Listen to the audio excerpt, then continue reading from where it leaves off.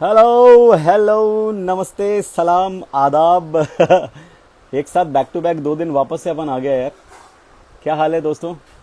Public आ रही है कि नहीं आ रही है? आज कुमुद जी के साथ में अपनी बातचीत होने वाली है, एकदम अपनी जान है कुमुद जी।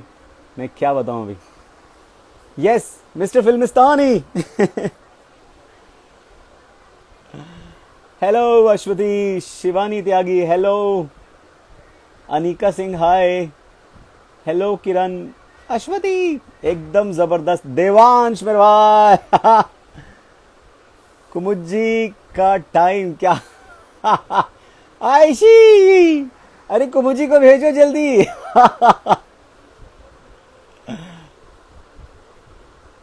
दादा कहाँ पर हो? हेलो हेलो हेलो, दादा। मैं तुम्हारी एनर्जी तो नहीं मैच कर पाऊंगा। नहीं नहीं, करना पड़ेगा दादा ऐसा। कल पिक्चर अपनी रिलीज हो रही है।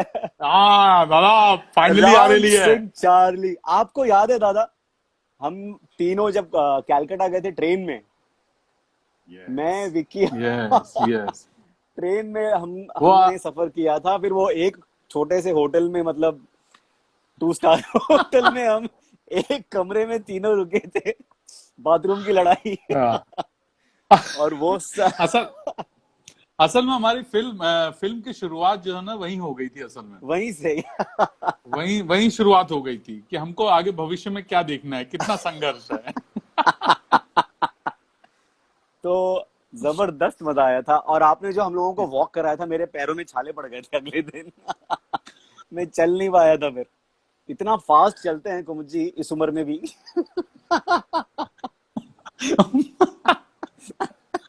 अरे रुको दादा रुको, अभी कैसा, रुको। कैसा फील कर रहे हो? दादा असल में सुन्न हो चुका हूँ, मुझे तो कुछ समझ में नहीं आ रहा। मैं मतलब अभी तक तो मैं ठीक था। अब मैं हाँ थोड़ा हाँ। नर्वस हुआ हूँ पहली बार, क्योंकि इस फिल्म को लेके हम लोगों का जो भरोसा इतने साल बना रहा है ना। जी। तो आप लोगों की तो जायदाद दाव पे लगी थी, मेरा तो सिर्फ दांव पे प्रमोशन ही लगा था। गाड़ी कमाई। दादा बहुत तो सारी चीजें हमने सबने, मतलब खून पसीना एक कर दिया इसमें।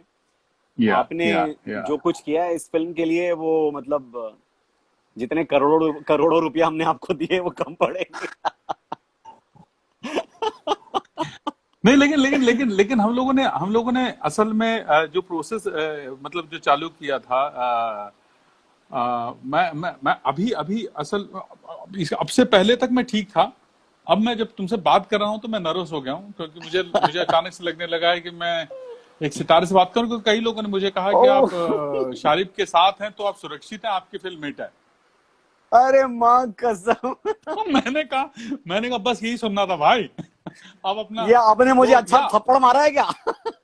No no, seriously seriously seriously. और दादा, ये हम लोग एक दूसरे को खुश करके तो इतने साल जिए हैं भाई। नहीं तो ये यात्रा इतनी आसान नहीं होती, जर्नी इतनी आसान नहीं होती बिल्कुल बिल्कुल। असल में। लेकिन दादा अ, थोड़ा, जर्नी आपकी शुरू कैसे हुई? क्या किसी को कुछ पता ही नहीं है? आप यहाँ पर होते ही नहीं हो ना, कहीं ट्विटर पे ना इंस्टा पे आपको हम, मतलब मिन्नतें मंगा मना मना के आपको यहाँ पर लेकर आए। किसी को ज्यादा आपके बारे में कुछ पता ही नहीं होता, आप कुछ बात ही नहीं करते हो। वो एक गाना है ना कि हमको ये शिकायत है, नहीं तुमको ये शिकायत है कि हम कुछ नहीं कहते, हमको ये शिकायत है कि तुम कुछ नहीं कहते। तो कुछ असल बताइए में ना शायरी दादा आप। ईमानदारी। हाँ हाँ, ईमानदारी क्या? ईमानदारी से दो चीजें हैं इसमें। ईमानदारी से यह है कि एक तो मेरे पास बहुत कुछ कहने के लिए है नहीं, और उसका दूसरा कारण यह है कि मैं गजनी हूं, मुझे कुछ याद ही नहीं रहता है। और मैं सिर्फ अपने को सेफ करने के लिए इतना कहता हूँ कि मुझे स्क्रिप्ट याद रहती हैं, डायलॉग्स याद रहते हैं। तो ऐसा ना हो कि प्रोड्यूसर डायरेक्टर सुन रहा हूँ बोले "यार, इसको याद ही नहीं रहता है, नहीं नहीं नहीं। तो अरे बेरोजगार हो दादा। नहीं तो या मतलब बेसिकली असल में अभी अभी भी जब मैं बोल रहा हूँ तो मैं अचानक नर्वस हो गया हूँ। इसके पहले मैं एक्साइटेड था, अब नर्वस हो चुका हूँ। लेकिन अ, मेरे बारे में बताना है तो मैं मध्य प्रदेश से हूँ, ग्राम अमाव, जिला रीवा, त्योंथर तहसील, मध्य प्रदेश। गांव में जन्म हुआ। यार बहुत नीरस जीवन है यार, मतलब सीरियसली बहुत नीरस लेकिन जीवन। अच्छा तो मतलब मैं दादा, तो जब और आपका फिल्म से कोई बैकग्राउंड नहीं था, फिल्मी बैकग्राउंड, डैड? न- नहीं, मेरा फिल्मी बैकग्राउंड सिर्फ इतना था कि मेरे पिताजी को एक गाना बहुत पसंद था, हंसता हुआ नूरानी चेहरा। वो मेरे पिताजी को बहुत पसंद था और वो ओह, गाते थे। वो आज तक मेरा फेवरेट गाना है, हंसता हुआ नूरानी चेहरा। तो तो दो लाइन तो हंसता हुआ नूरानी चेहरा की होनी चाहिए दादा। मैं मैं तुम नहीं तेरी हूं, मैं सच जवानी में बता तौबा रहा तौबा दादा। हूं। मैं इतना इतना बेसुरा हूं। और मैं पहली बार मंच पे चढ़ा था, प्रॉब्ली पता नहीं कितनी साल का था, बहुत ही छोटा था मैं उस समय। सिकंदराबाद में था और पिताजी फौज में थे, तो वो नाटक वाटक करते थे, को करिकुलर एक्टिविटीज करते थे। तो एक नाटक किया था उन्होंने, पृथ्वीराज चौहान की आंखें। और मुझे और मेरे ओहो। दोस्त को वहां पे ये दोस्ती हम नहीं छोड़ेंगे, वो शोले का जो गाना है उसको लेके हम लोग खड़े हो गए मंच पे और हमने गाया था। पता नहीं पूरा गाया था नहीं गाया था मुझे नहीं पता, पर वो हमने मंच पे, पहला मेरा मंच का जो परिचय है था वहां से हुआ जी। था। और मेरे डैडी मतलब और अब मैं जब अपने आप को देखता हूँ तो मुझे लगता है कि इतना बेसुरा हूं मैं आज की तारीख में, इतना बेसुरा हूं कि मैं खुद को सुन करके इरिटेट हो जाता हूँ। अगर मैं खुद गाता हूँ ना अकेले में, जी। तो खुद से इरिटेट हो जाता हूँ। तो मुझे मुझे लगता है कि कैसे मैंने वहां से, मतलब गाने से कैसे मंच की शुरुआत की होगी, ये तो मैं इमेजिन नहीं कर सकता। तो या फिल्मी कनेक्शन नहीं है, पिताजी बस या तो कैसे, मतलब आप ये इस तरफ आप कैसे कुमुदे, मतलब कूदे इस साइड? हाँ कुमुद। I love it. ऐसी बहुत सारी चीजें आएंगी दोस्तों, तैयार रहिए। ये मिस्टर फिल्मिस्तानी है। क्या? मैं मिलिट्री स्कूल, मैं सेंट्रल स्कूल में था तो पिताजी के साथ था। जब वो फौज में जहां जहां ट्रांसफर हुआ, उसके बाद मैं 7 साल के लिए मिलिट्री स्कूल चला गया बोर्डिंग में पढ़ने, बेलगाम। और वो मेरी जिंदगी के बेहतरीन साल थे। हमारे स्कूल में असल में पढ़ाई तो होती थी, लेकिन पढ़ाई बाय द वे होती थी, उसके अलावा बहुत सारी चीजें होती थी। स्पोर्ट्स का बहुत अच्छा कल्चर ओह। था, को करिकुलर एक्टिविटीज बहुत थी, ड्रामे बहुत होते थे। मतलब इंटर हाउस ड्रामेटिक कंपटीशन होता था, तो वो तो 4 हाउसेस थे, तो उनके 4 नाटक, 8 नाटक, मतलब हिंदी अंग्रेजी मिला करके 8 नाटक साल में वो होने हैं। उसके अलावा सैटरडेज को क्या कहते हैं, जो 6th 7th 8th क्लास जो है, 9th तक वो लोग स्किट असेंबली में परफॉर्म करते थे, तो वो हमको तैयारी करना होता। Debate, inter house debate competition, ये सारी बहुत सारी चीजें होती थी। तो हर बार सुबह उठ के किसी एक क्लास की जिम्मेदारी आती थी पोएट्री पढ़ने की। तो वो एक्सपोजर बहुत अच्छा था। और जो हमारे टीचर्स थे, लकीली जनार्दन सर थे, अपने पथाड़ी सर थे, अनंता सर थे, तपन सर थे। ये लोग ऐसे टीचर्स थे जो जो जो मतलब स्पेशली जनार्दन और पथाड़े सर, जो प्रोफेशनल थिएटर जिन्होंने किया था। तो इन्होंने असल में हमको नाटकों से इंट्रोड्यूस कराया। और ये इतने पैशनेट थे कि मराठी क्लासिक्स को हिंदी में अनुवाद करके हमारे साथ अरे करते थे। तो इतना एफर्ट अगर कोई कर रहा है तो आप समझ जाइए कि उनका पैशन किस हद तक था। और ओहो। शेक्सपियर होता था, ग्रीक ट्रेजेडीज होती थी। तो मतलब हमको हमको कुछ समझ में नहीं आता था। मतलब अब सोचिए, हैमलेट हम 6th 7th 8th 9th 10th 11th 12th तक के बच्चे, 12th स्पेशली 11th 12th के बच्चे करते थे। हम देखते थे, हमको कुछ नहीं समझ में आता था, लेकिन चमत्कार होता था। क्योंकि पहली बार हमने तलवारों से चिंगारियां फूटते हुए देखी, हमने लोगों को हवा में चलते हुए देखा। और ये मैं आज भी सोचता हूँ कि यार सोचो, उस समय स्कूल के प्रोडक्शंस में आप देख रहे हो कि विचेस जो ना हवा में चल रही हैं। विचेस मतलब हम ही लोग विचेस भी बनते थे, हम ही रानी बनते थे। मेरा पहला जो दूसरी भूमिका थी स्कूल में, वो क्वीन विच की वॉज योर थी। फेवरेट? तो मैं तो मैं रानी बना था, बहुत सुंदर था उस समय, अरे तो वाह। खूबसूरत था। तो मैं रानी बना था और अंग्रेजी बोलता था। हे भगवान, कैसे लोगों ने झेला है मुझे। और पैशन इस हद तक का था कि जब हमने वहाँ एक मराठी नाटक था, इथे उशाला मृत्यु, अगर मैं सही बोल रहा हूँ, यहाँ मौत भी शर्माई का उसका अनुवाद था, जिसमें मैंने औरंगजेब की भूमिका की थी, जो 90 साल के थे, जो बहुत बुजुर्ग थे और वो अपनी टोपियां सिलते थे। और उनकी भूमिका की थी। तो उस भूमिका के लिए मैंने अपने बाल मुड़वा लिए थे, यहाँ से यहाँ तक। क्योंकि अरे मुझे लगा बाप रे। कि मुझे मुझे ओल्ड प्ले करना है तो मैं विग नहीं लगाऊंगा, मैं अपने नेचुरल बालों में करूंगा। तो प्ले से पहले मैंने वो मुड़वा लिए थे, और 2 दिन क्लासेस नहीं गया बहाने मार के, क्योंकि हम लोगों का बहुत सीक्रेट होता था कि प्ले रिवील नहीं करना है किसी को कि क्या प्ले कर रहे हैं और कौन सा कैरेक्टर कर रहे हैं, वो सरप्राइज होना चाहिए। तो वो उस हद तक का पैशन था। और हमारे पास एक 2-in-1 कैसेट प्लेयर था, जो उस समय बहुत बड़ी नॉवेल्टी थी। हमारे एक बैचमेट के पास था, मेरे ख्याल से भारत के पास था। तो वो उसमें हम लोग कैसेट डाल के अपने डायलॉग रिहर्स करते थे, जो भी हमको समझ में आता था। पता नहीं, ऊपर नीचे बोल वाल के रिहर्स करते थे, लेकिन वो बहुत ही जबरदस्त टाइम था। ये सारा आपने बेलगाम में इसकी सबकी ये बेलगाम में था, और वहीं पे मैंने डिसाइड किया था। असल में उस समय हमारे यहाँ सैटरडेज को फिल्में दिखाई जाती थी। और उस दौरान मैंने पार देखी थी, नसीर भाई की पार। जी जी जी जी जी। और मुझे लगा यार ये कौन है, और मुझे उस समय एक्टिंग की जो भी उस समय उस उम्र में समझ होती है, मैंने कहा मुझे ऐसा कुछ बनना है, ऐसा कुछ करना है। तो वो और मेरे फेवरेट एक्टर हुआ करते थे जितेंद्र। माँ कसम, जितेंद्र और नसीर साहब दो मतलब आप बेलगाम में एकदम बेलगाम हो गए। मैंने सारी उनकी फिल्में देखी है।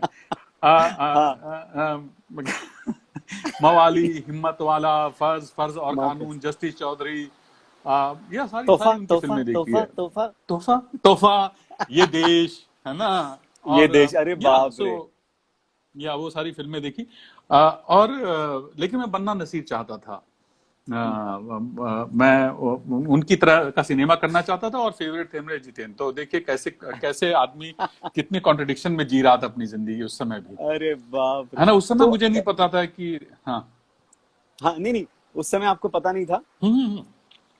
नहीं, वो मैं कुछ और ही कहना चाहता, पर वो इतना इम्पोर्टेंट नहीं। तो एनएसडी का कैसे दिमाग में आया कि यार एनएसडी जाना है? नसीर साहब से कुछ नहीं, एनएसडी उस समय मुझे पता नहीं था। वहां से मैं पास आउट होकर के, स्कूल से जब पास आउट हुआ तो मैं भोपाल आया। पिताजी भोपाल में थे और फौज छोड़ चुके थे, और और मैं आया तो चूंकि जब भी कोई बोर्डिंग में पढ़ता है तो हमारा 7 साल जो होता है वो असल में बाहरी दुनिया से हम कटे होते हैं। हमको हमारे कोई दोस्त नहीं होते, क्योंकि फौज में तो पिताजी थे तो शहर उनके बदलते रहते थे, और वो 7 साल में इतने शहर बदले कि मैं तो मिलिट्री स्कूल में पढ़ता था, तो जाहिर है मेरा कोई दोस्त नहीं हो सकता था बाहर का। हमारी पूरी दुनिया स्कूल की दुनिया थी। तो जब मैं भोपाल गया तो मैं किसी को नहीं जानता था। तो एक तरह का, अब हमको ये डिप्रेशन शब्द पता है, तो प्रॉब्लम मैं डिप्रेशन में चला गया था। मैं 1.5 महीने कमरे से बाहर ही नहीं निकला। पिताजी कहते लाइब्रेरी चले जाओ, कैंट में हम लोग रहते थे, तो समय पिताजी फौज में थे, तो उन्होंने कहा लाइब्रेरी चले जाओ, यहाँ चले जाओ, वहां चले जाओ। और आप मौज में? कुछ नहीं वर्क कर रहा था। पिताजी फौज में थे और मैं मौज में था।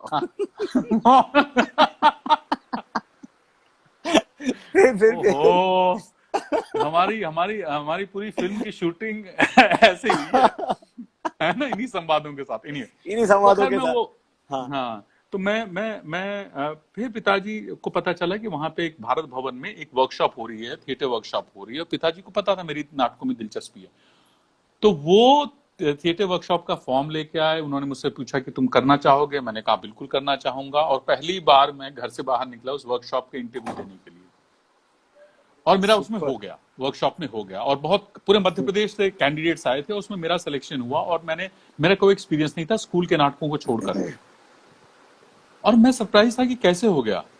फिर जब इंटरव्यू मेरा हो रहा था तो जो डायरेक्टर थे अलख जी, उन्होंने मुझसे पूछा, अलख नंदन, उन्होंने मुझसे पूछा कि तुम्हारे पिताजी थे, तुम्हारा एक स्पीच दी थी जो हमको तैयार करनी थी। तो मैंने स्पीच बोली तो बोला कि आपके पिताजी ने तैयार कराई है? तो मैंने कहा नहीं। तो मुझे ये रियलाइज हुआ कि मेरे पिताजी मेरे से पहले ऑडिशन देके जा चुके हैं अपना। उन्होंने वो पूरा परफॉर्म किया होगा, और चूंकि मेरे ऊपर उन्हीं का इन्फ्लुएंस था, तो उनको लगा कि तो बेसिकली मेरा सिलेक्शन मेरे डैड की, मेरे पिताजी के पैशन की वजह से हुआ। उनको लगा कि यार ये लड़का, मतलब जिसका पिता थिएटर को लेकर इतना पैशनेट है, उसका सिलेक्शन नहीं करेंगे तो किसका करेंगे। तो उसमें मेरे एक्टिंग के करियर में पिताजी का बहुत बड़ा योगदान है। सो वो मौका था भोपाल में थिएटर शुरू करने का, जहां मैंने अलख जी, बंसीदा, आलोक चटर्जी, भारत भवन में कैजुअल आर्टिस्ट के रूप में भी कुछ समय मैंने काम किया, और इरफान सौरभ, इप्टा, भोपाल इप्टा, मैंने भोपाल में असल में लगभग सभी ग्रुप्स के साथ काम किया। और रंगश्री लिटिल बैले ट्रूप के साथ मैंने बैले किया है। हाँ, ये कहते हुए भी अब अजीब लगता है, बैले किया है बैले, तो सब मतलब। ओहो। हाँ।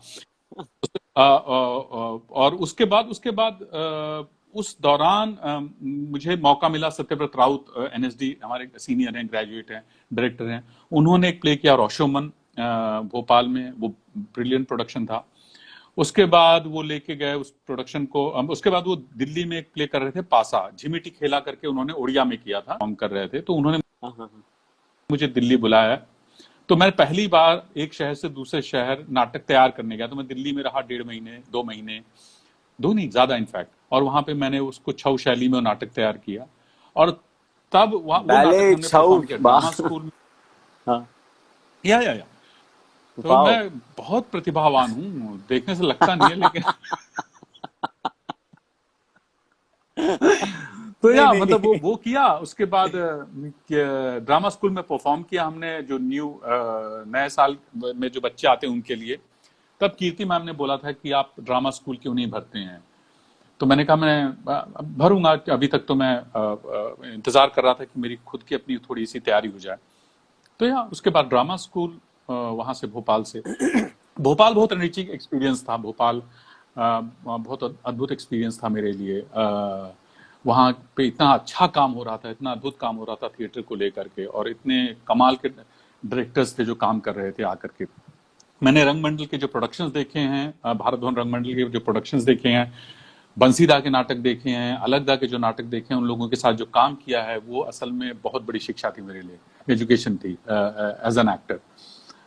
या तो वो काम था। उसके बाद फिर ड्रामा स्कूल 3 साल। और फिर और सीधा बॉम्बे। या हाँ, ड्रामा स्कूल के बाद मैंने रेपेट्री ज्वाइन की थी 10 दिन के लिए, एनएसडी अच्छा। रेपेट्री ज्वाइन की थी, क्योंकि मैं तो थिएटर ही करना चाहता था, तो मैंने वो ज्वाइन किया। और उसके बाद मैंने छोड़ दी 10 दिन बाद। मुझे लगा मुझे ये नहीं करना है, मैं बस्तर जाना चाहता था थिएटर करने के लिए, या मैं थिएटर करना चाहता था वहीं पे। फिर हमारे टीचर थे सत्यदेव दुबे, गुरु हमारे, जी। वो पढ़ाने आते थे हमको ड्रामा स्कूल में। उनका फोन आया कि बॉम्बे में आप एक ऑडिशन के लिए आ जाइए। तो मैं चला गया बॉम्बे ऑडिशन के लिए, आ गया, सिर्फ ऑडिशन के लिए आया था। मैंने कहा ये करके मैं थिएटर करने चला जाऊंगा। और जैसा कि शहर का चमत्कार होता है, मैं आया और मैंने अंधेरी ईस्ट में कॉलोनी है, पीएमजीपी कॉलोनी, जो कतई कहीं से बॉम्बे नहीं लगती है, मुंबई नहीं लगती है। मैं वहां गया और मैंने अपना झोला रखा, और मुझे लगा मैं वापस नहीं जाऊंगा। अगर मैं टाउन गया होता, मैंने मरीन ड्राइव देखी होती, नरीमन पॉइंट देखा होता, और वहां कहा होता कि मैं वापस नहीं जाऊंगा, तो समझ में आता है। लेकिन वनराई ने अगर मुझे चमत्कृत कर दिया था, तो सोच लीजिए बॉम्बे का चमत्कार क्या है। तो फिर मैं टिक गया, और मैं अपने एक मित्र के पास रहने आया था, वो उस समय चले गए थे गांव। तो मैं झोला लेके खड़ा हूँ, तो हमारे एक सीनियर है मिलिंद भाई, एक बैच सीनियर थे ड्रामा स्कूल के, उन्होंने मुझे देखा खड़े, उन्होंने कहा कि क्या कर रहे हो। मैंने कहा अभी भाई आया हूँ, और वो चले गए हैं गांव, उनको कंफ्यूजन हो गया। तो बोला आ जाओ। और मैं उनके कमरे में घुसा, एक कमरा था और 7 लोग लेटे हुए थे, 7 लोग। तो मैंने कहा अरे वाह। तो मैं बोला आ जाओ चलो। और वो सारे लोग अद्भुत, अनूप भाई थे, अनूप सोनी, और बहुत ओ, सारे लोग थे, मतलब पूरी पूरी पूरी हमारे मेरे सीनियर बैच के बहुत सारे लोग थे मुझे ड्रामा मुझे स्कूल के। गोपाल ने बताया था आप लोगों ने एक गाना भी बनाया था, सारे जो वनराई में रहते थे, जो दिल चाहता है हम का सारे नहीं, तन्हाई गाना है उस पर। हाँ, मैं तो वनराई। तो उसके बाद हम मुझे, वनराई शिफ्ट हाँ, हुए। या जी। और वो असल में एक तरह से मतलब बॉम्बे में जिसको कहते हैं ना कि अगर आपको तनाव है, और अगर तनाव नहीं हुआ है किसी वजह से, तो वो सिर्फ इस वजह से नहीं हुआ कि हम लोग इतने सारे लोग थे कि कभी किसी को किसी चीज की कमी नहीं महसूस हुई। तो इनफैक्ट वो बहुत खतरनाक भी था कि आपके पास काम नहीं है, लेकिन रोज नए नए पकवान मिल रहे हैं खाने के लिए। किसी के घर में कभी चले गए, बिरयानी बन रही है, किसी के घर में पुलाव बन रहा है, किसी घर में कुछ, तो या वो दौर था। वाह। मैंने दादा आपको बहुत, पता है, बहुत लेट वो डिस्कवर किया एक्चुअली, जो मेरी बदनसीबी है। मैंने पहली बार आपको रॉकस्टार में देखा, फर्स्ट टाइम नोटिस। शायद वो फिल्म में मैंने देखी नहीं। वो अभी मुझे कोई कह रहा था कि यार मैंने स्वाभिमान से मैं उनका फैन हूँ, मतलब वो हैंडसम थे एकदम, इतने जबरदस्त और इंटेंस। मैं काश वो मैं देख पाता, लेकिन मैंने सीधे आपको रॉकस्टार में देखा। मैं बोला यार कौन है, और नितिन और हमने कितना डिस्कस किया था आपके बारे में कि यार ये एक्टर ना बहुत तोप है, बहुत ही खतरनाक है यार, ये सॉलिड कौन है ये कुमुद मिश्रा। फिर हमने आपके नाटक देखे, अरे हाँ बाप रे, मैंने 5 बार इल्हाम देखा है दादा, और उतनी ही बार मैंने शक्कर के दाने देखे। तो वो जो आप कह रहे थे ना कि लाइनें याद नहीं होती, 1.25 घंटे तक स्टेज पर सिर्फ कुमुद मिश्रा के अलावा और कुछ नहीं होता, और वो कब आप 1.25 घंटे पलक झपकते ही निकल जाते हैं और आपको पता भी नहीं चलता कि इतना खूबसूरत नाटक आपने देखा है। और इट्स मतलब totally hats off to Kumud ji, and yes Manav ने बहुत प्यारा लिखा है, डायरेक्ट किया है, पर दादा आपने तोड़ दिया है उस प्ले में। बट मेरा फेवरेट इल्हाम है। हाँ, लेकिन मैं हमेशा इन नाटकों का जो भी है वो असल में इसके लेखनी को जाता है। अद्भुत लेखनी है मानव की, मतलब जो हमने जो नाटक पिछले इतने सालों में किए हैं वो असल में इतने कमाल की लेखनी रही है।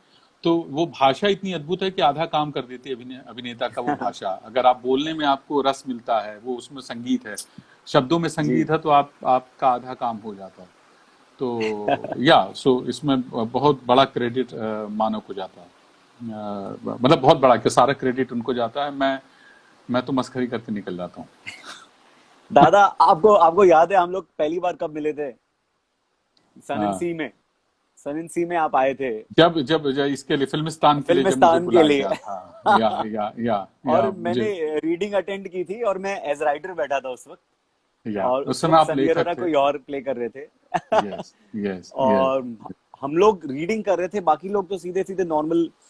बट आपने एक वो जो प्री क्लाइमैक्स में जो आपका पूरा एक वो आउटबर्स्ट है, हम हाँ। लोग सारे हिल गए थे कि यार ये क्या खतरनाक, रीडिंग में अगर ये कर रहे हैं तो शूट में तो मतलब फाड़ देंगे। लेकिन और असल में जो फिल्म में मैंने वाकई रीडिंग, हुआ वो, सच में इतना कमाल। सच में मैं दादा, मतलब मैं तो हिल गया था उस दिन। मुझे याद नहीं, लेकिन मैं असल में, मैं इतना नर्वस था, मुझे लगा था कि अगर ये इन्होंने कहीं ऑडिशन ले लिया तो काम गया हाथ से मेरे। क्योंकि ऑडिशन। आज तक कोई काम जो है ना मुझे ऑडिशन से मिला नहीं, आज तक नहीं मिला। और अगर अगर ऑडिशन एक एक वो मापदंड हो जाता ना, मुझे धोखे से काम मिला। मैं अक्सर कहता हूँ कि मुझे लोगों ने धोखे में काम दिया। उनको उनको किसी ने कहीं से सुना कि यार ये अच्छा एक्टर है, और किसी ने उस पर भरोसा कर लिया तो मुझे काम मिल गया। वो निराश नहीं हुआ, थैंकफुली। एक और लेकिन थप्पड़। जब नहीं, नहीं, सीरियसली। लेकिन जब मैं हाँ, ऑडिशन दे रहा हूं तो ऑडिशन देते वक्त तो मैं इतना खराब हूं ऑडिशंस में कि मैं खुद को भी कहीं काम न दूं अगर मैं अपने ऑडिशंस देखूं तो। मैं सच बता रहा हूं, इतना खराब हूं मैं। और वो आज तक वो स्ट्रगल चल रहा है, आज तक वो स्ट्रगल चल रहा है। अरे या बाप रे, ऐसा नहीं है दादा। अभी तो लेकिन आपको वो ऑडिशन की बातचीत, जरूरत ही नहीं है। नहीं, नहीं, बिल्कुल है। अगर अगर अगर और मतलब ये कहता हूं बिल्कुल है, क्योंकि अगर किसी को जरूरत है ऑडिशन की तो आपको देना पड़ेगा। एक अभिनेता के तौर पे आपकी जिम्मेदारी बनती है कि आप दें। लेकिन ये मैं मान के देता हूं, ये काम तो गया हाथ से।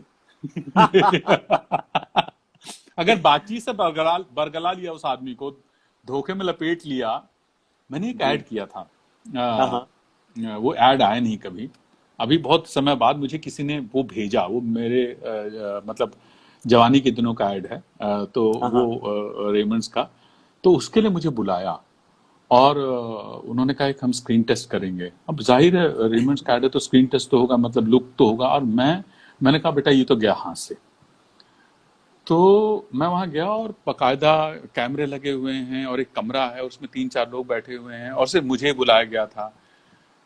और मैं बैठा और हमने बातचीत शुरू की। बातचीत करते करते मैं खड़ा हुआ और मैंने बोला कि हम इसको ऐसे करते हैं, इसको ऐसे करते हैं। और वो एक तरह से इंटरैक्टिव सेशन हो गया। अच्छा। और मैं इंतजार कर रहा था कि अभी ये बोलेंगे कि चलिए कुछ करते हैं।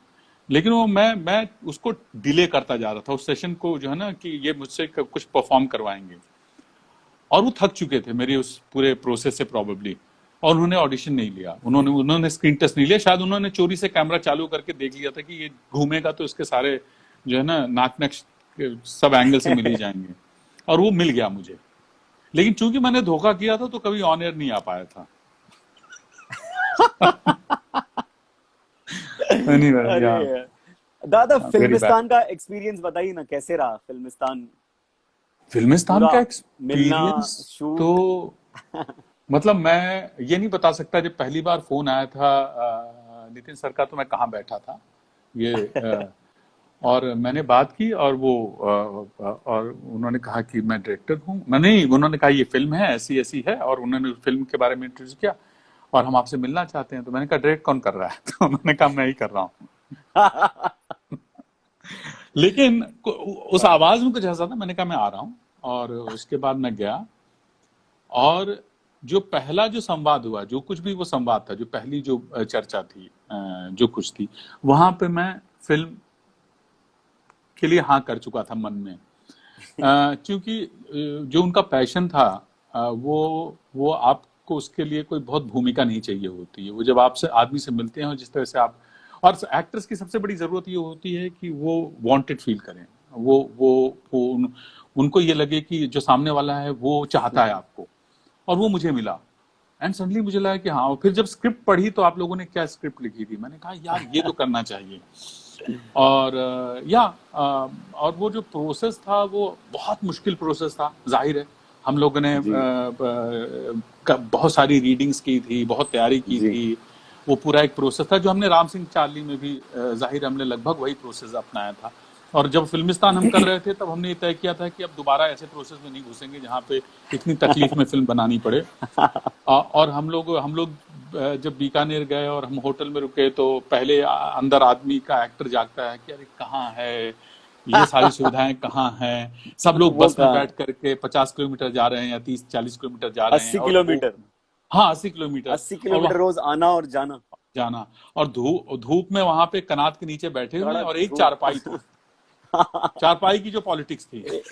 चारपाई की पॉलिटिक्स, जिसमें बच्चे का बाप जो चाइल्ड आर्टिस्ट था, उसके डैड हथियार लेते थे, एक्टर्स को नहीं हथियार मिलती थी। लेते थे, और हम लोग, हमारे पास कुछ प्लास्टिक की कुर्सियां थी, और एक एक वॉशरूम था, जिसमें या तो आप चले जाओ या बाल्टी चले जाए आपके या साथ। बाल्टी चले। तो पहले आपको घुसना पड़ता था, फिर किसी को कहना पड़ता था कि भाई बाल्टी अंदर रख दे, बाल्टी वरना या धो नहीं पाएंगे हम। और ये कराए पे पानी कैसे फेरते? आप अगला दिन प्लान करते थे रात के खाने से, कि यार सुनो, हल्का खाओ, कल का पूरा दिन निकालना है। तो, वरना निकालने में दिक्कत हो जाएगी। तो मतलब वहां से लड़ाई शुरू होती थी, और धूप, और रेगिस्तान, और ऊंट जैसा बिगड़ैल ऊंट। जानवर। जी। और जो ऊंट पे आप चढ़े थे, वो उस वक्त जब ऊंट से पहले जब हम प्रैक्टिस कर रहे थे, तो दादा काफी डरे हुए थे। लेकिन हाँ, जब आप स्क्रीन पे देखते हैं, तो वो जो या स्टाइल है दादा आपका, जो टशन है, जो नहीं भौकाल नहीं, है, मैं शुरू में डरा था, इतना लेकिन खतरनाक। वही मैं कह रहा हूँ, आप डरे हुए। हाँ, लेकिन बाद में जब एक बार बैठ गया, तो मैंने कहा देखो भैया, ऐसा है हाँ, कि ऊपर से गिरोगे तो फिर रेत तो पे ही गिरोगे। आपने ऊंट को मतलब गोद ले लिया फिर उसके बाद। आप ऊंट की गोद में नहीं था, ऊंट मैंने आपकी गोद में मैंने कहा दौड़ाते रहो, कहाँ लेके जाएगा, बस बैठे रहना है। अगर गिरे तो रेत पे गिरेंगे, तो चोट थोड़ी कम ही लगेगी। मेरे दिमाग में ये था बिल्कुल।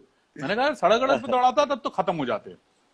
लेकिन वो और मैंने कुछ ऊंट है जो पलट के काट भी लेते हैं ना। उनका दिमाग खराब होता है तो काट लेते हैं और गिरा देते हैं। जैसे गोपाल जी को गिराया बाप था रे। ऊंट ने, हाँ, वो गोपाल बैठे जी का। और पलट दिया था। तो बाप रे मन में बाप। मन में सॉरी, मन में।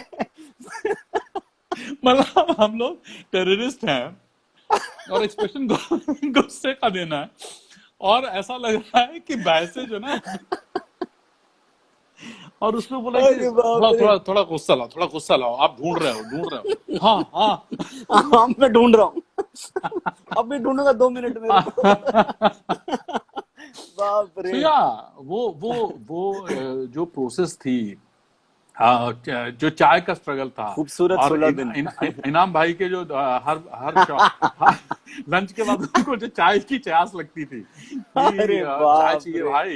लंच के चाय बाद तो चाय चाहिए चाहिए, चाहिए। और धूप में, मतलब आप बैठे हुए हैं, शूटिंग चल रही है, और चाय, और ओहो, और लेकिन अद्भुत था। मतलब हम सब ने सोचा था, मैंने भी सोचा था जी कि यार इतनी मुश्किल में दोबारा काम नहीं कर पाएंगे। और हम वो दोबारा जाकर के उस सिचुएशन में शायद काम ना कर पाए उस तरह से। लेकिन जब राम सिंह चार्ली करनी शुरू की तो उसमें दोबारा हम डबल उसी सिचुएशन में थे, और वो उससे डबल ज्यादा था मेरे मुश्किल, ख्याल से। हाँ, उससे ज्यादा मुश्किल, बिकॉज बिकॉज यहाँ पे तो एक लोकेशन थी जहां से आपको बहुत ज्यादा मतलब बात बेसिकली मौसम से लड़ना था और फिजिकल वो था। लेकिन राम सिंह चार्ली में तो मतलब इतनी लोकेशंस थी कोलकाता में, इतनी भीड़ थी, इतनी दौड़ भाग थी कि लेकिन मुझे अब मैंने ये स्वीकार कर लिया है कि जब भी कितनी कितनी भी मुश्किल आए, ऐसी फिल्में अगर नहीं करेंगे तो फिर जीना मुश्किल है। तो ये तो फिल्में तो आपका मतलब आपके लिए नहीं, या राम सिंह चार्ली के लिए तो दादा जो आपने किया उसके लिए मैं आपको थैंक यू बोलूंगा, क्योंकि इतने कंस्ट्रेंट्स में, इतने लिमिटेड बजट में, और हमने अपनी तरफ से मतलब दिल जान लगा दिया था। और आपने जिस तरीके से आप, मैं सबको जो भी यहाँ पर हैं अभी, मैं सबको बता दूं कि दादा ने 30 किलो वजन घटाया था सिर्फ राम सिंह चार्ली के कैरेक्टर प्ले करने के लिए। उसके बाद उन्होंने चार्ली चैपलिन का मैनरिज्म सीखा। हमने एक चैपलिन इम्पर्सोनेटर जी को के साथ में उनकी कोचिंग कराई। उन्होंने जगलिंग सीखी, और ये सब तो ठीक है। उसके बाद कैलकाटा की स्ट्रीट्स पे इन्होंने हाथ गाड़ी जो है वो मतलब कस्टमर्स को, पैसेंजर्स को बिठा के उन्होंने खींची बीच सड़क पर। कैमरा हमने मतलब हाइड करके रखा हुआ था, और वो पूरे पूरी सड़कों पे मतलब ऐसे, और किसी को पता भी नहीं चल रहा है कि यहाँ शूट हो रहा है।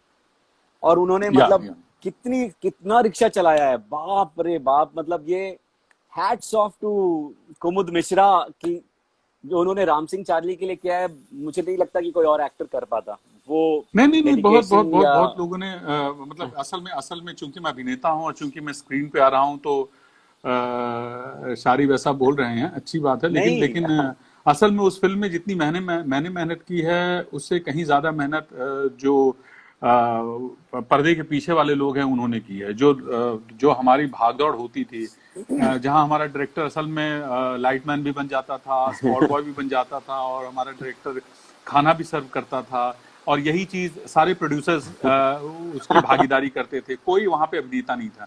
हाँ, हम नितिन अभिनेता थे नितिन और हमारा क्लाउन भी बन प्राइमरी गया काम, था। नितिन सर्कस में क्लाउन भी क्लाउन बन भी गया बन है। गया था वो ऑडियंस हाँ, के रिएक्शन के लिए। तो ये फिल्म जब लोग देखेंगे तो उनको मतलब असल में मुझे लगता है कि कोई भी सिनेमा स्क्रिप्ट हीरो होती है, और लेखनी उसकी हीरो होती है, डायरेक्शन होता है, परफॉर्मेंसेस होती हैं। लेकिन असल में जब आप फिल्म देखेंगे तब आपको रियलाइज होगा कि इसमें कितना पैशन गया है सबका।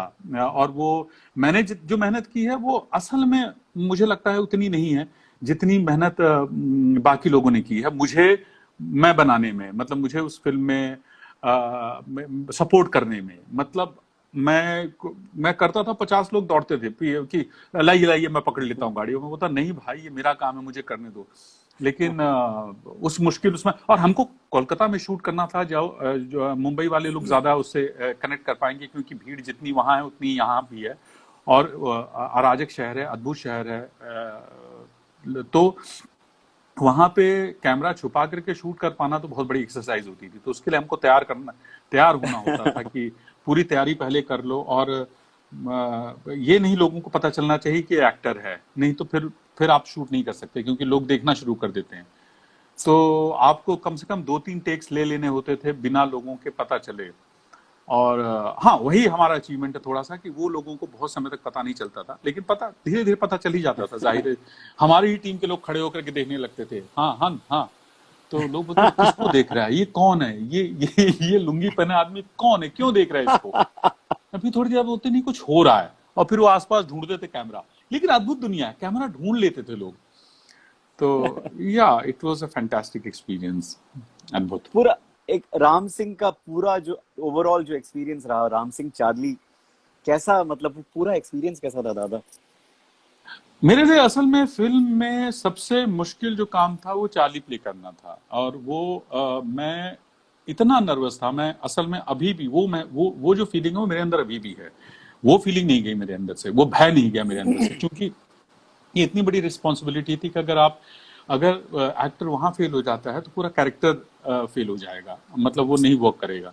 क्योंकि आप चार्ली चैपलिन के इम्पर्सोनेटर बने हैं, और अगर वही एक्ट आप नहीं कर पाएंगे तब तो बड़ी बड़ी मुश्किल है। और मैं पूरी फिल्म शूट कर रहा था और मेरे दिमाग में सिर्फ उस चीज का भय बना हुआ था कि वो जब आएगा तब मैं क्या करूंगा, वो जब आएगा तब। हालांकि उसकी हमने तैयारी की थी, बाकायदा ट्रेनिंग ली थी, हमने डांस क्लासेस भी ली थी, मूवमेंट क्लासेस भी ली थी। फिर कामटे सर थे ना, प्रवीण हाँ, कामटे। प्रवीण कामटे जी। हाँ, प्रवीण प्रवीण कामटे जी, कामटे उन्होंने जी। आकर के इतनी मेहनत की थी मेरे साथ, और कई बार उनको लगता था कि इससे ना हो पाएगा, फिर वो हिम्मत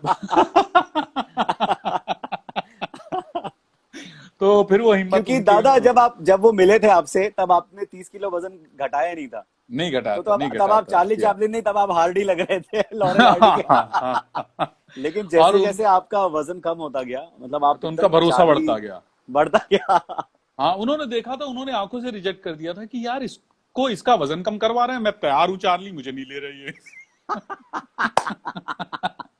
पर लाइफ की यही आर्मी है, क्या करें, मतलब जो आदमी तैयार है उसको कोई कास्ट नहीं करता है। एक मोटे आदमी को दुबला करके मार मार के, है ना। पर पर दादा या तो मेरे जो, लिए मेरे लिए हाँ, सबसे बड़ा भय था चार्ली करना, और वो मैं बार बार नितिन सर से बोलता रहता था, धीरे से इशारा करता रहता था कि कैसे होगा कैसे होगा। और लेकिन उसकी असल में अग्नि परीक्षा जिसको कहते हैं ना, वो हुई थी जब हम लोग हम लोगों ने लाइव सर्कस के साथ शूट किया था, याद है आपको, एक बार जी जी जी जी, बाहर, जहाँ पे करजत में, हाँ। ऑडियंस मंगाई गई थी और उनको ये नहीं बताया गया हाँ, था कि शूट हो रहा है या एक्टर परफॉर्म कर रहा है, और उनके एक्ट चल रहे थे, उसके बीच में मेरा एक्ट डाला गया था, और वो लाइव ऑडियंस थी। और मुझे वहां भी मुझे मेरी जिम्मेदारी यही थी कि किसी को ये ना पता चले कि ये आदमी पैच है, अलग से आ गया है।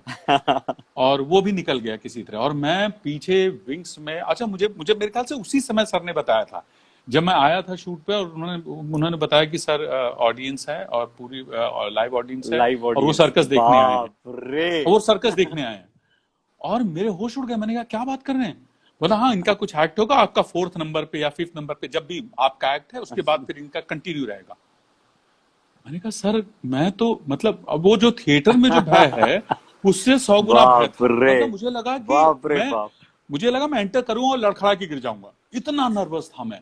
मतलब चार्ली चैपलिन मतलब करना ऑडियंस के सामने, और वो मैं एक्ट करके निकला हूं, और मुझे लगा कि भाई साहब फिल्म हो गई कंप्लीट मेरे लिए। चूंकि चूंकि चूंकि चूंकि लोगों ने रिस्पॉन्स भी दिया, बाकायदा ऑडियंस ने रिस्पॉन्स भी दिया, कुछ जगह लाफ्टर भी आ गए थे उनके। तो मैंने कहा चीजें वर्क कर रही हैं। और वो जगलिंग वगैरह थी, मुझे लगा बेटा जगलिंग तो अकेले करना अलग बात है, कैमरे के सामने करना अलग बात है, पर ऑडियंस के सामने करना, आपके हाथ कांप रहे होते हैं, आपको लगता है कि अगर बॉल गड़बड़ हो ही गया तो क्या कर लोगे। और क्या कर लोगे। आप क्लाउन के आप कपड़ा नहीं पहने हो ना कि आप गड़बड़ करोगे और फिर संभाल लोगे। यहाँ पे तो अगर गड़बड़ हुई तो हो गई। तो एनीवे, पर सो दैट वाज चार्ली। सो एक बार चार्ली हो गया, जैसा भी होगा, मतलब उसमें बहुत गुंजाइश हमेशा बनी रहती है एक एक्टर के लिए, लेकिन या that was the most difficult part, वो सबसे मुश्किल था जी। दादा, नितिन के बारे में दो शब्द जरा। डायरेक्टर हमारे के बारे में होनहार लड़का, मतलब अच्छा काम कर लेता है। देखो क्या है कि अब यहाँ पे तो सिर्फ मतलब मैं जितना कहूंगा असल में कम लगेगा, क्योंकि क्या होता है ना, कुछ चीजें होती हैं जो आप जो जो शब्दों में बयान नहीं कर सकते। उसके लिए सिर्फ ये बात होती है कि अगर वो मुझे नींद में भी उठाएंगे और बोलेंगे कि एक काम है और मैं पहुंच जाऊंगा, तो वो उनके साथ भी है, वो आपके साथ भी है, इस टीम के साथ है, इस कंपनी के साथ है, वो एसोसिएशन है, उसमें प्रोफेशनलिज्म कहीं दूर चला गया है, बहुत दूर चला गया है। क्या नितिन के साथ सबसे खास बात क्या है कि वो एक्टर्स को पहचानते हैं, एक्टर्स को समझते हैं। और अगर आपसे कोई चीज नहीं बन रही है, अगर एक एज एन एक्टर आप कुछ अप्रोच करने और आपसे नहीं बन पा रहा है, तो उनको पता नहीं कैसे उनको जादू आता है कि वो आपको उस तरफ गाइड कर दें, उसकी तरफ गाइड कर दें। वो फिल्मिस्तान से मैं देख रहा हूं, और उनको रिदम पता है, एक अभिनेता की रिदम पता है।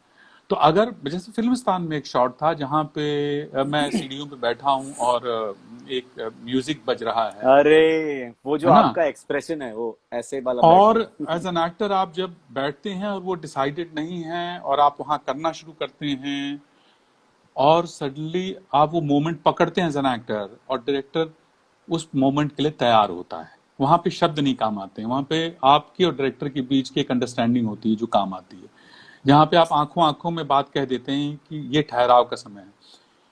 एंड मैं वो किया, और वो सीन कर रहा था मैं, और वो उन्होंने बहुत देर तक कट नहीं बोला वो उस चीज को, फिर उन्होंने कहा उसको।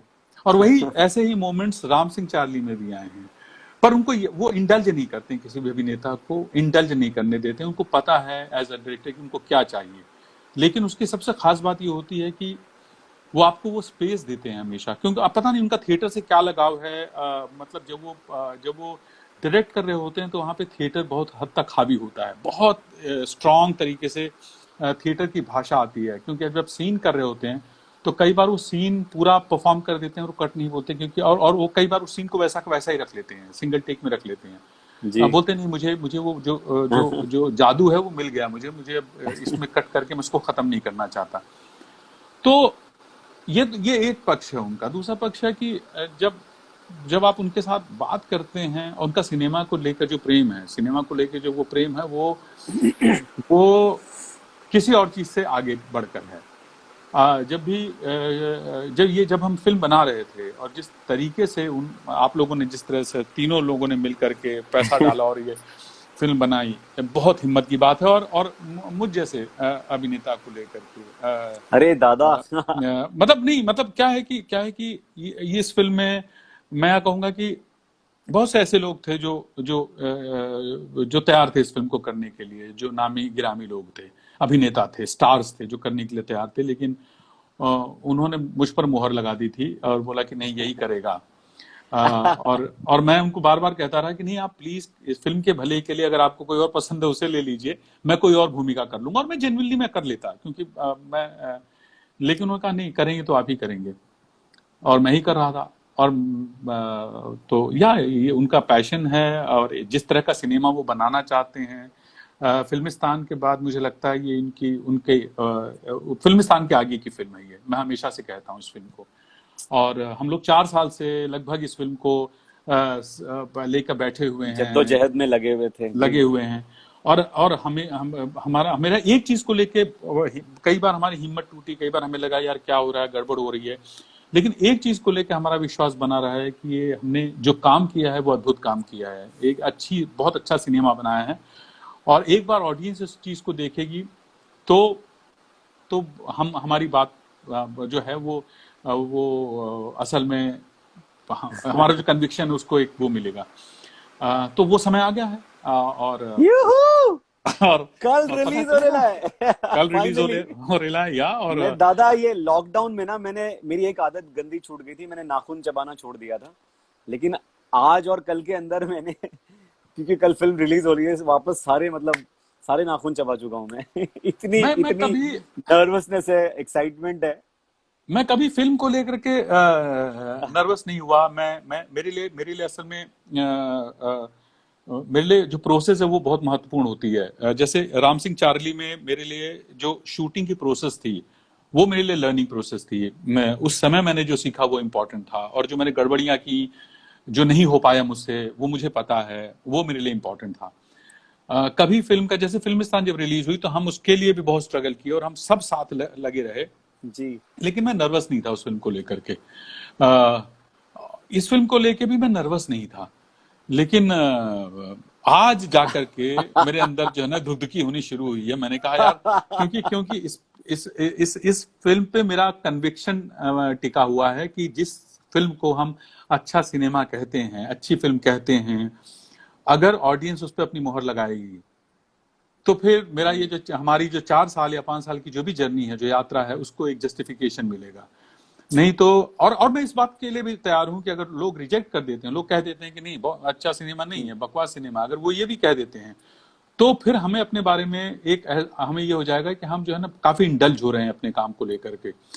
मैं नितिन के बारे में ये जानता हूं, बहुत स्ट्रांगली मैं महसूस करता हूं कि वो अपने काम को डिटैच होकर देखना जानते हैं, वो अपने काम को अलग होकर के देखना जानते हैं, और वो अपनी कमियों को पहचान पाते हैं। वो अगर उनसे कोई सीन नहीं बनता है तो वो पहचान पाते हैं उस सीन को। और हम लोगों ने फिल्मिस्तान जब डिस्कस किया था, सॉरी मैं ये नितिन के लिए एक बहुत अद्भुत क्वालिटी बता दूं, हमने फिल्मिस्तान का पहला सीन शूट किया था तो बहुत खराब हुआ। मतलब नितिन सर ने ओके कह दिया, लेकिन मैंने जब वो किया और मैं कर रहा था, मुझे लगा ये तो बहुत ही गलत शूट लगा है, मुझसे नहीं हुआ है। मैं भी चुपचाप वो सीन करके निकल आया। उसके अगले दिन मैंने उनसे चर्चा की। मैंने कहा सर कल का सीन, बोलता है गड़बड़ हुआ है। तो मैंने कहा आपने रीटेक क्यों नहीं किया? बोला पहला दिन है, हम सब उस रिदम में जा रहे हैं, रुक जाइए, आएगा। और यही इनके साथ राम सिंह चार्ली के साथ है। इनको पता होता है एक्टर का जो रिदम है, एक्टर जा रहा है, एक्टर को हम उतनी स्पेस दे रहे हैं, हम देंगे एज एन एक्टर कि ये इस चीज को पकड़ पाए। और हर एक्टर के साथ डील करने का उनका तरीका अलग है। शारिब के साथ जब वो डील कर रहे थे फिल्मिस्तान में, शारिब बहुत अच्छे उनके मित्र हैं, सालों से एक दूसरे को जानते हैं, और शारिब पहली बार उनके साथ ये भूमिका कर रहे थे। जैसे मैं इसमें मुख्य भूमिका कर रहा हूँ, उसी तरह शारिब उसमें मुख्य भूमिका कर रहे थे, और बहुत एरोगेंट थे, और हम लोग को बहुत बुरा ट्रीट करते थे ये कि स्टे अवे प्लीज। तो सोशल डिस्टेंसिंग। तो शारिब जब परफॉर्म कर रहे थे और नितिन जिस तरह से उनको हैंडल कर रहे थे, वो अद्भुत था। या इनाम को जिस तरह से हैंडल कर रहे थे, या मुझे जिस तरह से हैंडल कर रहे थे, हर एक्टर को से डील करने का उनका एक अलग तरीका है।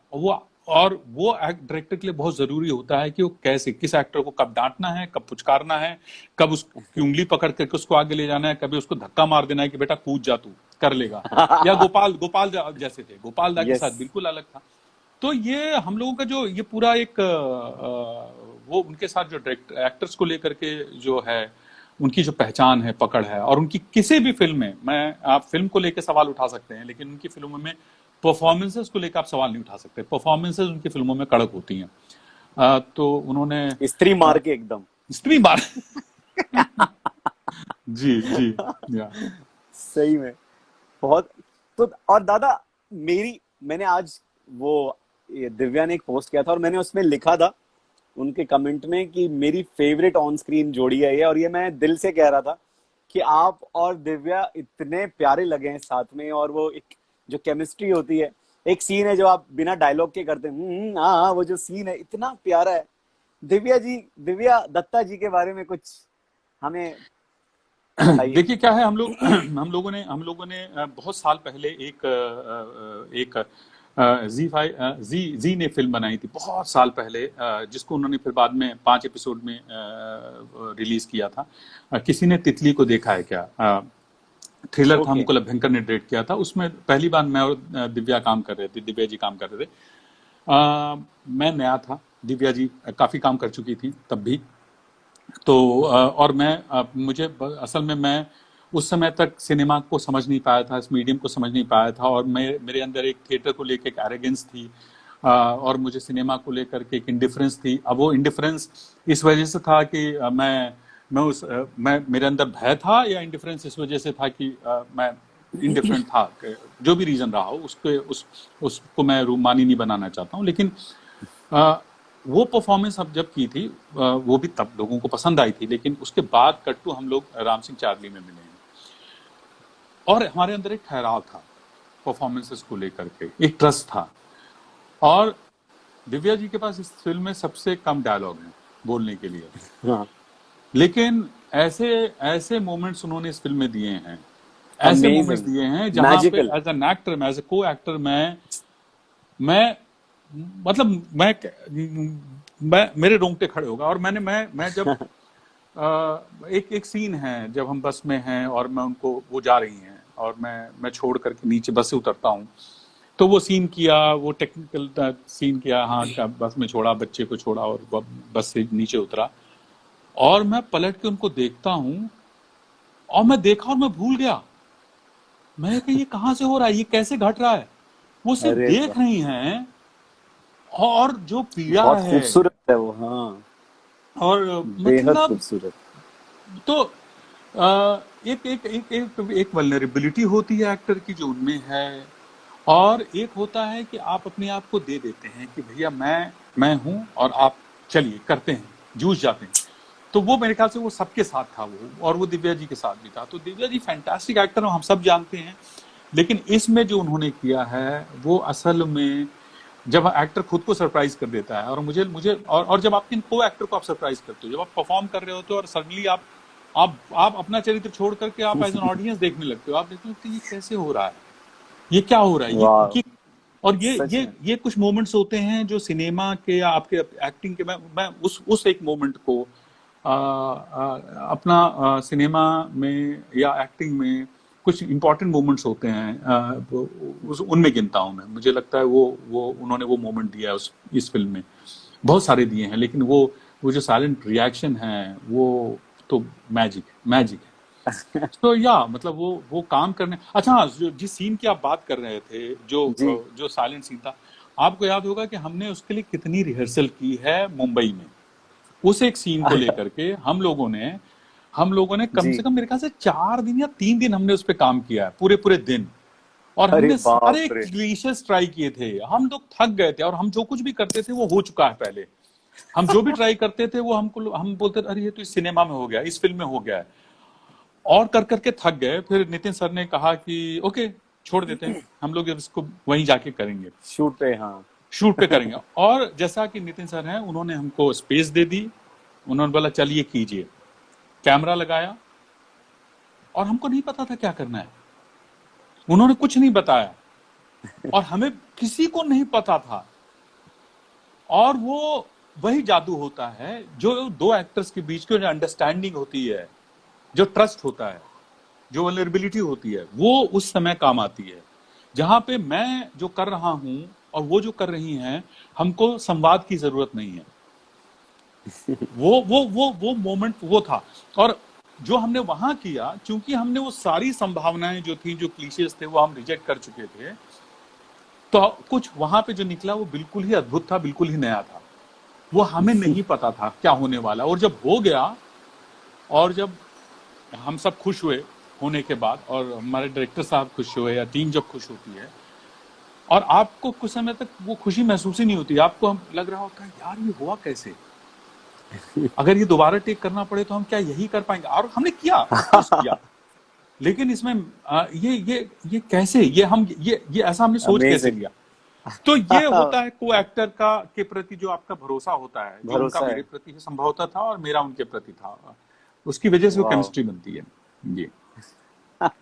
बहुत ही मैं मतलब चाहता हूँ जल्दी से पब्लिक वो देखे तो उनको समझ में आएगा कि हम क्या बात कर रहे हैं। या इतना या या इतना प्यारा या सीन है वो, मतलब मुझे भी बेहद पसंद है वो।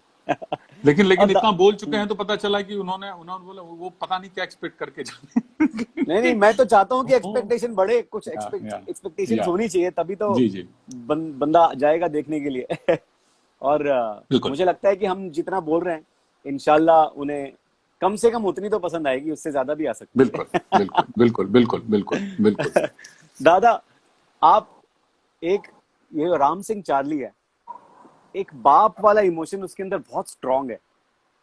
तो आपका रियल लाइफ में जो फादर आप हैं, वो उसने आपको कितना हेल्प किया इस राम सिंह चार्ली में, जो आपने एक फादर का, जो एक एक फैमिली म- मैन का जो वो निभाया हाँ, है पूरा। मुझे मुझे असल में मैंने जब मैं वो फिल्म कर रहा था, तो मैं मैं फादर हूँ, उससे ज्यादा मेरे फादर ने उस चरित्र में मेरी मदद की है, उस रिलेशन ने मुझे मदद की है। क्योंकि मैंने अपने पिताजी को देखा है संघर्ष करते हुए। और हम बहुत अमीर परिवार से नहीं थे, बहुत ही गरीब परिवार से थे। तो उन्होंने फौज में, घर से भाग के वो फौज में भर्ती हुए थे, क्योंकि घर की हालत खराब थी। एक रिक्रूट की तरह ज्वाइन किया था, फिर हवलदार बने। और वो परफॉर्मर थे, वो रामलीला करते थे। और वाह। मुझे कई बार लगता है कि स्थितियां अगर उनके अनुकूल होती तो प्रॉब्ली वो अ, वो वो बहुत बड़े एक्टर थे। लेकिन जाहिर है उनकी प्राथमिकताएं परिवार, जॉइंट फैमिली देखनी थी, जो जिम्मेदारी वो निभा रहे थे। और मैं हमेशा जब उनको देखता था, तो हमेशा वो मैं जब उनके साथ चलता था, तो वो मैं इमोशन नहीं बता सकता। वो मुझे मेरे पिताजी मुझे साइकिल पे बिठा के, मैं 12th में पढ़ता था, मैं मिलिट्री स्कूल से पास आउट होकर आया था, 12th पास करके आया था, मैं ग्रेजुएशन करने जा रहा था। और जब वो वर्कशॉप के लिए जाते थे मुझे ले करके, तो वो मुझे साइकिल पे बिठाते थे। और मुझे, हमारे पास एक साइकिल, तो साइकिल पे बिठा करके वो मुझे क्या कहते हैं, वर्कशॉप तक लेके जाते थे, भारत भवन तक लेके जाते थे। और जब मैं ये फिल्म कर रहा था तो वो जो इमोशन है वो मेरे लिए बहुत इंपॉर्टेंट था।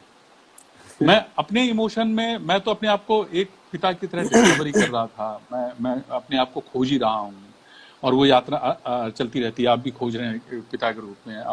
क्या आप लेकिन जो जो रिलेशनशिप मेरी मेरे पिताजी के साथ थी, वो बहुत इंपॉर्टेंट रोल प्ले करती है। ऐसे ऐसे अपने बेटे के साथ, अपने अपने जो फिल्म में जो आपका आपका राम सिंह बेटा चाली। बना हुआ है। और जी। उसकी कहानी भी ये थी कि उसका परफॉर्मर, मेरा मेरा मेरा मेरे पिता भी परफॉर्मर थे फिल्म में भी। और मेरा इनफैक्ट बच्चा, दादा, हाँ, जहाँ बोलिए बोलिए। ये आप पहले कंप्लीट कीजिए ना, आप क्या कह रहे थे? नहीं नहीं, आप बोलिए, आप बोलिए, आप बोलिए। नहीं हाँ नहीं, मैं तो ये कह रहा था कि जैसे आपने कहा कि आपने इससे, इस कैरेक्टर के लिए अपने फादर से इंस्पिरेशन ली, जो आपका उनके साथ में इक्वेशन था। हम जब लिख रहे थे नितिन और मैं, तब मोस्ट ऑफ द टाइम्स हम लोग हमारे डैड्स के बारे में डिस्कस करते थे, और उन्होंने क्या तकलीफें झेली थी हम लोगों को बड़ा करने में, और क्या, और हम दोनों के डैड्स भी, मतलब हम कोई, मतलब अमीर क्या वही, हाँ। अब काफी हम्बल बैकग्राउंड से हैं दोनों भी। तो वो सारी चीजें ना, हम लोगों ने, जब हम लिखते लिखते भी हम काफी, मतलब मॉइस्टी आइड हो जाते थे। लेकिन हम लोग और ये मुझे याद है, क्योंकि क्योंकि क्योंकि इस फिल्म की मेकिंग के दौरान जब स्क्रिप्ट पे डिस्कशन होता था, काम होता था, तो कई बार घरों की चर्चा निकलती थी। और ये जी अद्भुत चीज है कि जब आप फिल्मिस्तान करते थे तो वो चर्चा नहीं आती थी, क्योंकि करेक्ट। फिल्मिस्तान की कहानी अलग थी। लेकिन जब ये फिल्म बना रहे थे तो अपने परिवार, अपने घर, अपने अपने बैकग्राउंड पे, अपने रिलेशनशिप को लेकर के, बाप के साथ रिलेशनशिप, मदर के साथ, वो वाइफ इतना के साथ। इम्पोर्टेंट, वाइफ के साथ इतना इम्पोर्टेंट रोल प्ले करने लग जाती हैं, क्योंकि आप उस दुनिया में घुस रहे हैं। तो आपका जो बहुत कुछ जो इनपुट है वो यहीं से आ रहा है। तो वो सबकॉन्शियसली वो चर्चा शुरू हो जाती थी, उनके साथ चर्चा शुरू हो जाती थी, आप उसमें शामिल हो जाते थे, हम सब। तो ये असल में यही जादू है सिनेमा का, या जिस फील्ड में हम लोग हैं। जी। आज और अपना जादू कल आने वाला है, कल नहीं, 12 बजे। आज अच्छा, रात रात को को 12 बजे है ना? आज बारह रात बारह बजे बजे से ना? ही, हाँ, मतलब टन टनाटन टन टन तारा जैसी बजेंगे घड़ी में 12, राम सिंह चार्ली शुरू हो जाएंगी 11। यार, ये तुम तैयार करके आते हो क्या? नहीं नहीं, ये तो अभी अभी आया दादा, 12 बोलते ही आपके लिए कुछ तैयारी की ही नहीं हुआ। हम बने बने फिट। पर दादा मजा आ गया अभी। यार, आप एक आखिरी कुछ अपने फैंस को और राम सिंह के लिए कुछ क्या कहना चाहेंगे मतलब सबको? मेरे मेरे फैंस तो बहुत ही कम होंगे, आपके ज्यादा अरे फैंस हैं नहीं यहाँ नहीं, पे। यहाँ पे तो वैसे ही कम है लोग।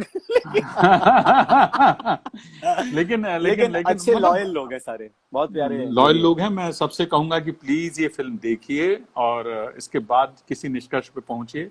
और ये मेरी गारंटी है, आप ये फिल्म देख के हमें धन्यवाद देंगे।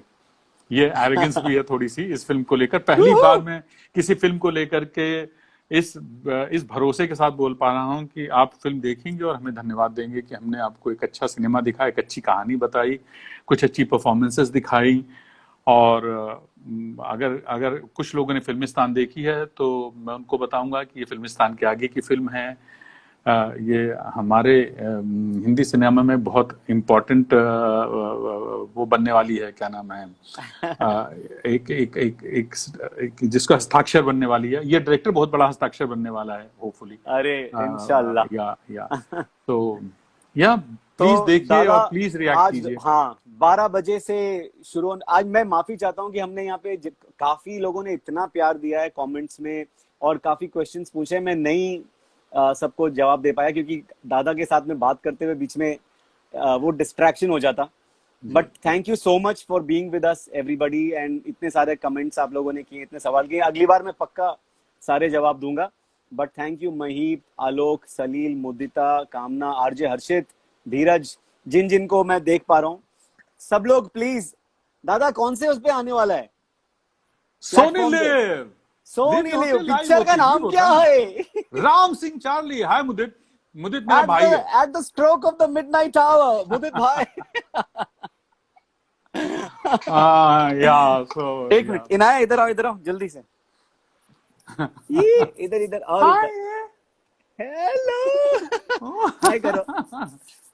चलो हाँ, हाँ, तो दादा 12 बजे हम अब स्क्रीन पर मिलेंगे बिल्कुल बिल्कुल। सोनी लिव पे। प्लीज आप लोग भी सोनी लिव पे सब्सक्राइब कीजिए। राम से